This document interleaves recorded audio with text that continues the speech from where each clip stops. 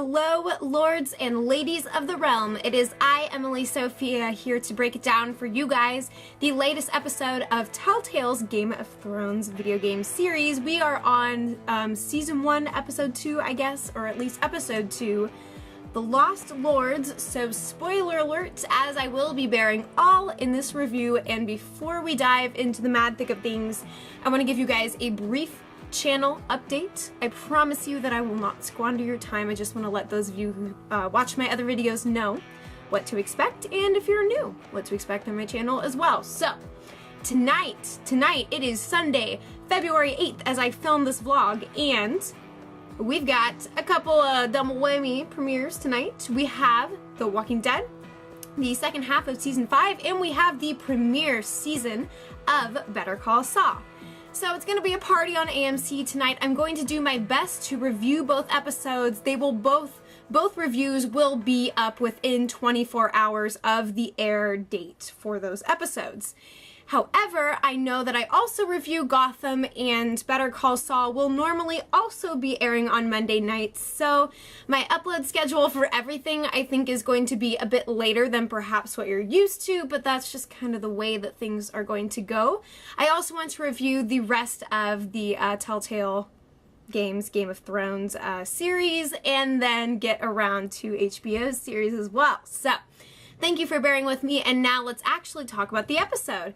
And my brother and I played it together. It's always a collaborative effort with us, and I do recommend for those of you that play this game, it's fun to have somebody else, you know, little angel or devil on your shoulder to give you some perspective as you attempt to make decisions in a timely and effective manner. But I took notes on my phone to try and keep track of everything, as in this game we shift perspectives a lot, but it gives us the freedom to really get to explore the whole of Westeros. We get a lot of fun cameos in there as well. My brother and I were commenting the other day about how the Foresters are all strategically placed throughout Westeros in all the major places.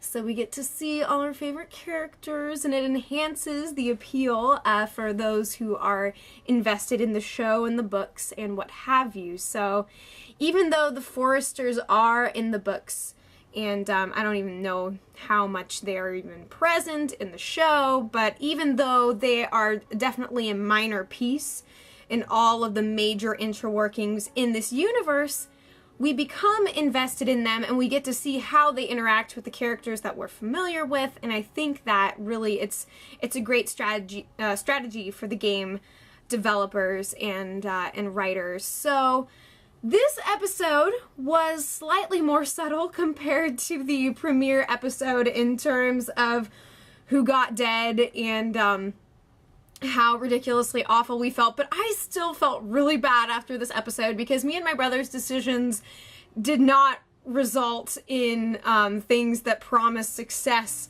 for the Forrester clan. Number one, we did not secure the marriage with Lady Elena, mostly because she is a biatch who does not let love come first in matters of the heart. Excuse me. Oh, politics. And then, yeah, just everything is slightly shifting in the direction of we're going down swinging is kind of how I feel right now. So let me walk you guys through all the events, give you a little refresher, and then let you know how things played out on my end. And it's going to be a great time reliving the tragedies. So we begin with Asher Forrester, who was only mentioned in the previous episode, and as per the surname, he is a member of the Forrester family who has been estranged for a very long time. He is currently a sellsword in Yunkai of Essos, and he's working with a badass lady, Killa Beshka, I believe her name is. But the two of them have some fun banter, a very neat relationship, and I enjoy seeing how the two of them work together on screen and in the game, and how they engage in combat side by side too. This episode was very fun in that we got some cool battle sequences, and even though it's all a series of mashing Q and E, and as I call it, queuing your way to victory, because Q is the one key command that will get you to do anything and get you out of anything. It's like the characters, the same muscle that you use to walk, that you use to evade, that you use to, you know, toast your drink at the right time is the same, you know, it's like everything comes down to Q, you know? So anyways, we get to see them in Young Kai. A bunch of cell swords bust in, and heads are, as a result, busted. And then we also get to see Uncle Forrester arrive in the mad thick of things, and he is coming to claim an army for Iron Wrath, if I'm not mistaken. I know that he was featured earlier on in the first episode, and so I know that he very briefly mentions what he's about, and we see at the end that they are bound for Marine, if I'm not mistaken, which is where our fair lady Khaleesi, Daenerys Targaryen, is hosting up with her crew and her sellswords and her dragons and the whole shebang. So I do believe that we're going to be getting a little taste of Dany good times very soon here. And I think they are going to try to find a way to acquire soldiers to bring back with them, etc., etc. Asher doesn't know yet, and I don't even know if the uncle knows yet either, what happened with Ethan and the White Hills and Ramsay Snow. They got a taste of the tension, or at least the uncle did, but Asher has been so distant, and we just barely kind of get to see the tip of this volatile nature in his character, which I really enjoy him so far, and I'm very excited to get to play more with him and the journey to Marine as well. So then we also get to see Rodrik Forrester, who's he's my new favorite character, I think. He's got I love the way that you can play him. Like, he has such an enormous heart that is going to be broken by the world, and my brother and I accidentally already made choices that are breaking his heart, I am sure. But, yeah, again, what I love about Telltale's game style with the story-based games is that you can do a lot of different things with your characters, and what you're really influencing is the way that people act towards you and the consequences of the way that people perceive you. Because you can even try and play a really erratic and inconsistent character. And I mean, I do wonder how that would play out with all the different characters that we have. And I know that what my brother and I struggled with was trying to use Mira and her influence in King's Landing properly, because thus far that hasn't really been panning out right. It seems like we're trying really hard to keep her like a stable factor and not piss anyone off, because really she is in one of the most sensitive and critical center points in the universe at King's Landing. She is just at the crux of all this political intrigue and the economic decisions, and just all the power struggle is here. And how much can she do to rock the boat?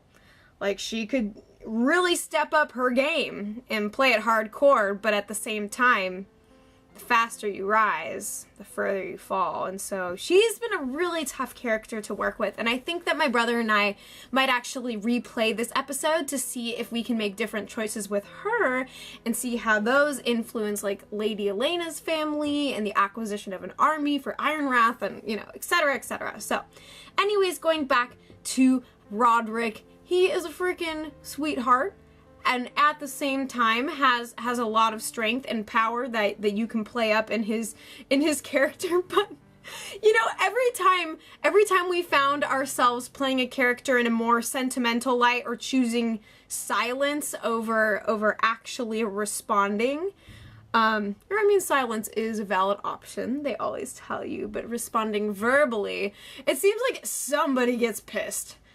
Everybody gets pissed, no matter what you do or what you say, and it just all hurts, and I really am fascinated as to just the way that this particular Game of Thrones universe responds to your characters, and does the game just have it out for you? That's what I want to know. But we get to first meet Rodrik Forrester amongst the corpses in the back of a wagon on King's Road. And then he ends up making it back home, most fortunately.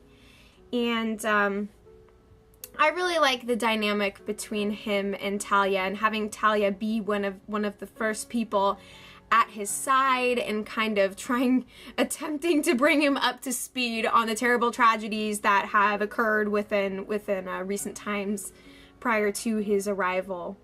So he is in a difficult state because, of course, he is crippled, and that's not really something that seems to bug anybody or really get in the way. But again, so he's thrust into this leadership position from the ashes. He is pretty much compelled to take over as the Lord of Ironwrath, and with that step up and thwarting death, he has to attempt to thwart death in another position where all eyes are on him, and he has to deal with the most unsavory individuals that you could ever hope to not ever encounter. Yeah, but I dig Rodrik so much, and my heart broke for him so many times in this episode, and it is really most upsetting to me because we're attempting to, because he has to be the strong link in this lineage that is quickly dwindling away as everyone vies for power and seizes upon the natural resources of Ironwood, and is pretty much, they're picking pieces of the pie here, to which they are not entitled, but who is there to stand against them? Hopefully by the end of this season we will have a good battle, duke it out, come out on top, more or less, but I have my fears.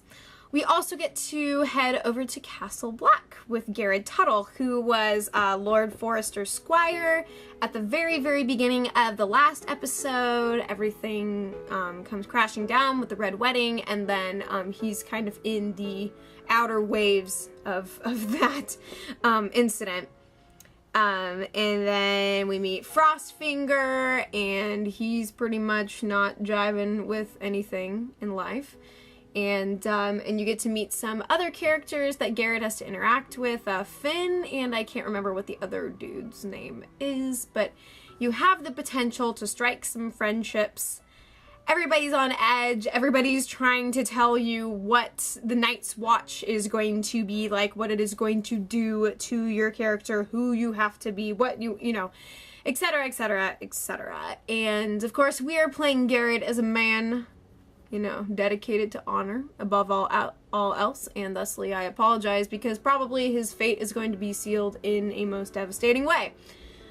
But you want good people to play with, and you know that it's probably going to come back to bite them, but then again, everything comes back to bite everyone because this is Game of Thrones, so hey, what can you do? What can you do? Yeah, we try to nudge people towards lawful good when the time is right, but occasionally you have a moment of sassiness. At least I know that we've tweaked some of those things as well. Anyways, so after our initial foray into Castle Black in the Wall, we go back to Rodrik, and he's pretty antsy to take the White Hills down, suffice it to say, as he is brought up to political speed on the events that are currently unfolding. Lady Elena is already on her way to Ironwrath, although Rodrik has just come back around from his rather terrible affair. And the marriage with her could present the possibility for an army, for armed forces for the Forrester family, which they could really use at about this point. They gotta have muscle. They gotta have muscles on their muscles, because we are dealing with the Boltons and Ramsay and the White Hills, and it's just kind of a clusterfuck of not great times. Anyways, so then the question is, of course, that I think the mother poses, should Rodrik contact Mira and try to get her to move the chess pieces over in King's Landing, which just is not a fabulous idea. We get to go back to King's Landing after that. Mira's mother wants Marjorie to write a letter to convince Lady Elena's family to go forward with the betrothal and the marriage, etc., etc. However, Marjorie expresses disinterest in using her influence to accomplish this because of how things went the last time that she attempted to vie on Mira's account. So she's in a really difficult position, being that she's pretty much stuck in Marjorie's corner, except, of course, for the influencing factor of Tyrion. But they're just beginning kind of a tenuous partnership together. And Tyrion knows the nature of the game as well as anybody, and he's not going to take any sharp steps forward, just kind of mess with people along the way, and who knows what his actions could culminate in the future. But in the meantime, Marjorie is really caught up with her wedding affairs, and their relationship is kind of at a standstill as far as Marjorie being one who can advocate for Mira and the Forresters in King's Landing. And that's a damn shame, for sure. Yeah, because already Marjorie is sort of, I mean, she is loved by the people of King's Landing and the surrounding lands, but of course opposed by certain members of Tyrion's family, of the Lannisters. But we go back to Castle Black, and you're in line with all the new recruits getting yacked at, and you have an argument that breaks out around you. You have to choose if you're gonna tell who got you in trouble. It's like classic high school stuff.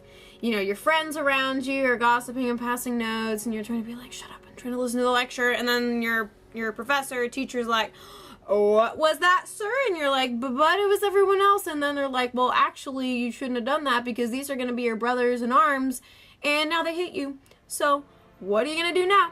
Yet a prime example of how you can do nothing right in this universe.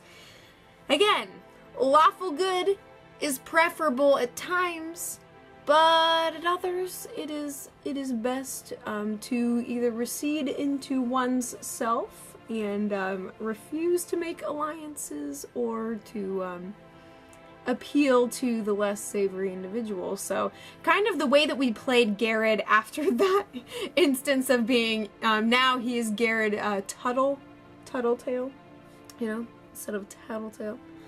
I like that pun. But the way that we kind of played him after that, with the whole struggle with Finn and the other guy and the stolen blade and all that jazz, is we kind of had him just take a laissez-faire, hands-off policy in that regard, because it's just too early on for him to be getting belligerent, and that's really not, it doesn't seem to be the best way for Gared to establish himself, and ultimately he does end up joining Jon up at the tippy top of the wall, as opposed to scrubbing the latrines. So hey, it's a good step up, just to hang with Johnny Boy. And I think what's good about Gared being under Jon Snow's watch is that Snow knows what it's like to be low, and I feel that he will appreciate the sense of honor that we're trying to instill in and portray through Gared, and hopefully that will be a delightful little bromance we get to see unfold in the future. Anyways, we go back to King's Landing. You have a conversation with the handmaiden Sarah, who reveals that she is a bastard, and and Tyrion joins the party later. But I think what's so interesting about Sarah and Mira's relationship is that they're both like trying to, it's almost like they're both trying to ask each other for things from Marjorie. Like neither of them can really directly approach her, or they have to wait to be approached and strategically bring up the right things. It's just such a tricky affair because Sarah wants to secure a prosperous marriage through the influence and matchmaking skills of Miss Marjorie, which, you know, I can't blame the sister, but you're in a tricky place too because you're really not in a position to be asking favors anymore, which Sarah is under the impression that you are, and thus the fun commences. But Tyrion shows up just in the nick of time to enjoy some stolen wine with the ladies. Again, I really enjoyed Tyrion's element in all of this, and the fact that we get to have the original actors provide the voices and instill that sense of personality in these characters, because the visual quality of the Telltale Games Game of Thrones game is a little bit, it feels off compared to the realism that we expect from the books and from the show as well. Even including like that title sequence that they do, it's something that I feel like I could have busted out in my old 3D animation class that I took a few summers ago. But at the same time, you can't fault them. I think that they still do a really beautiful job of recreating the scenery and landscapes that we have come to know and love and identify with. And I think that they make a sufficient effort in that regard. But really what it comes down to is the personality from the characters that you play as and interact with too. And so Tyrion is going to meet with the Whitehall representatives. They want to sell the Foresters Ironwood, and he's like, hey, how about you, Miss Mira, come along for the ride and screw with the boys? Which happens. And things didn't go so well in our conversation, which I don't know if that influenced later events, but then we get to go back to young Kai. Uncle Forrester reveals that he is looking for an army, and then they head to the Second Sons and Marine, and that's kind of the last place where we see them. I'm excited to see how Asher reacts to the, albeit very tragic, news back in his homelands, and to see kind of how that drives his character in the future. Back in King's Landing, Mira has a secret and not so tidy visitor, which results in other things later on. We go back to Rodrik. Elena hits up Ironrath, and she's like, hey boy, and he's like, hey girl, and things are going so great.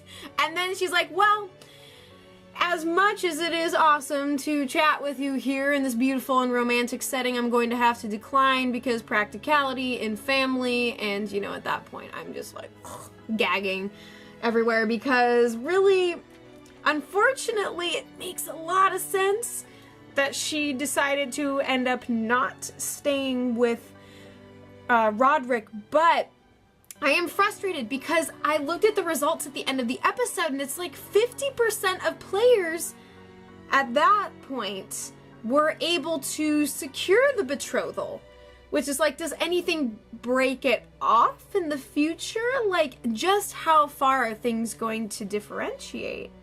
You know, because this is such an expansive universe and story that they're telling here with the Foresters, that I'm curious to see how it's all going to play out, and I'm pissed because Elena loves the answer, and I am not having none of your business anymore, because you broke my Rodrik's heart. We had freaking Rodrik tell her that he loved her, and I was like, oh, this is terrible, because I knew it wasn't going to work, but it's like that last-ditch emotional effort, you know? Anyways, so after, and then freaking Lord Whitehill shows up, and we had him kiss his ring because we wanted the little brother to be able to go to the funeral for Lord Forrester and Ethan, and everything sucks. And then Elena's like, wow, that wasn't a very cool thing of you to do. And it's like, well, it wasn't a very cool thing of you to do to break Rodrik's heart. That's what I say. I am bitter. I am bitter on his behalf. Bad day for Rodrik occurred there. We go back to Castle Black, and Gared and John are talking about his becoming a, what is the role? A ranger. Ranger, yes. That is what Gared is going for, and John expresses surprise at that, but hopefully will support Gared in his endeavors to be awesome in the future. Mira goes to see her midnight visitor, who turns out to be one of the White Hill cronies. I think that he was actually there at the meeting that she attended with Tyrion. He tries to kill her. She kills him. I mean, we've got to save that little cellar boy, that little servant dude, because he said in the first episode, and I'm not going to let this go, that he's got friends in high places, which I think is ultimately going to help Mira to be useful to her family. And it's like, you gotta work all the angles, play all the connections. And then everything culminates in the lovely and bittersweet funeral at the end, and we kind of get to see all the different characters and their different environments. Of course, we had Mira dispose of the murder weapon, because there is absolutely no reason for her to hang on to the weapon with which she murdered the dude, and already I know that she's gonna come under fire for that. So yeah, that's the long and the short of it. That's how the whole episode played out for me, and I'm just feeling kind of bad and emotionally compromised, and yet also I am enjoying this game a lot. I would love to hear about how things played out for you guys. How the crap were you able to get Elena to go forward with the betrothal? Because that is really frustrating to me. Just kind of the icing on the cake of the shitstorm of Rodrik's life, and I don't think that's fair at all. But, you know, what is even fair in this world? So thank you so much for watching this review. I love you guys. I will be back with a bajillion more reviews of things in the future. Walking Dead, Better Call Saul, Game of Thrones, Bates Motel, Gotham. Come to my channel. We'll have some good chats, okay? Thank you guys, and as always, I will be back before you know it.